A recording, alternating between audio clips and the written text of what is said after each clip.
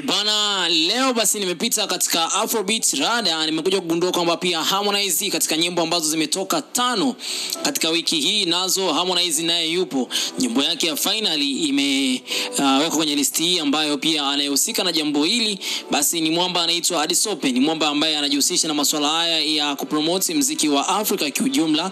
Yani kwa namna moja au nyingine mwamba huyu ni kutoka katika nchi ya Nigeria, ila ukaribu wako na yeye ndio utamfanya basi azidi basi kupromote kazi za Nigeria pamoja na za kwako. Harmonize ni mmoja wapo mtu ambaye yupo karibu naye sana.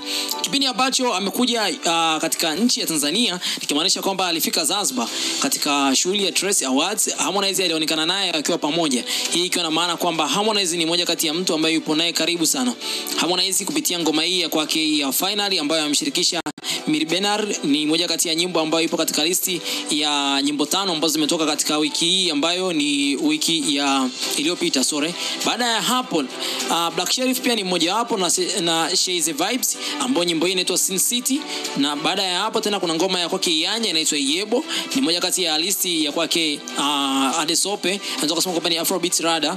Sasa katika nyimbo hiyo listi hiyo pia kuna nyimbo ya kwake Kojo Black pamoja na Sako D ambayo inaitwa Next Door. Kuna namna kama vile mwamba amejaribu kupromote nyimbo zote 5 za wa Afrika, ambao basi namna gani amejaribu kuminimize zile bias. Amechukua pia nyimbo ya Ghana, amechukua pia nyimbo ya Nigeria, amechukua pia nyimbo ya Ghana Black Sherif pamoja na nyimbo ya Sako D, akachukua tena nyimbo tena ya Iyanya Nigeria, kuna nyimbo tena ya Harmonize kutoka katika nchi ya Tanzania. Kwa Afrika Mashariki pamoja na West kiujumla tunafanya kushirikiana.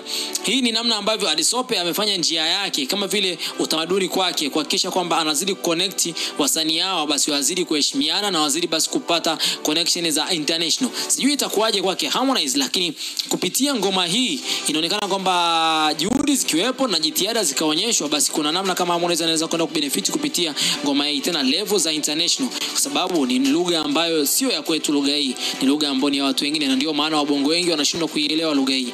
Basi mimi nafikiri kwamba sitakuwa na la ziada kwa muda huu. Ni haya iliyojiri katika mitandao ya kijamii especially